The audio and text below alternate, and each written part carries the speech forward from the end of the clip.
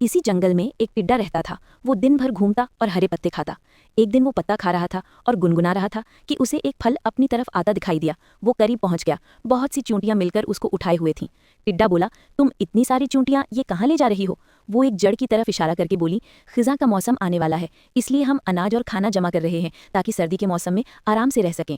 टिड्डे ने देखा कि दरख्त की जड़ में एक सुराग है और चूंटियां उसमें अनाज वगैरह ले जा रही हैं।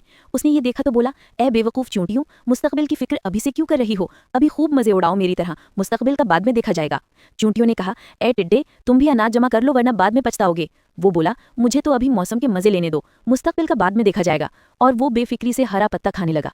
एक दिन एक चीख सुनाई दी। एक चूंटी का पाँव पत्थर से अटका और वो गिर पड़ी। टिड्डा करीब आकर बोला, क्या मैं तुम्हें तुम्हारे घर पहुंचा दूं?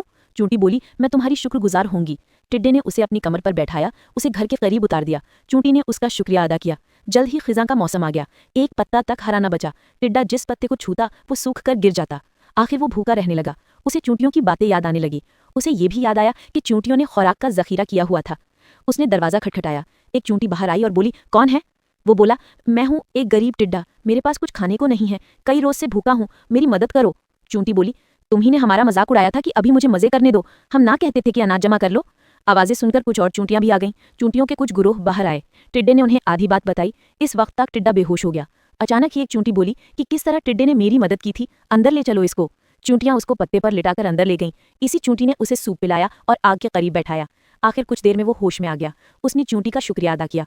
चूंटी बोली, ए नादान टिड्डे, अब तुम्हें इल्म हो गया होगा कि मुस्तकबिल के लिए पहले से सोचना कितना जरूरी है। वो बोला, हाँ मैं समझ गया, मुस्तकबिल की फिक्र हाल में करना क्यों जरूरी है। मुझे आज एक और बात पता चली कि नेकी कभी रायगा नहीं जाती। सारी चूंटियों ने उसको नई जिंदगी की मुबारकबाद दी।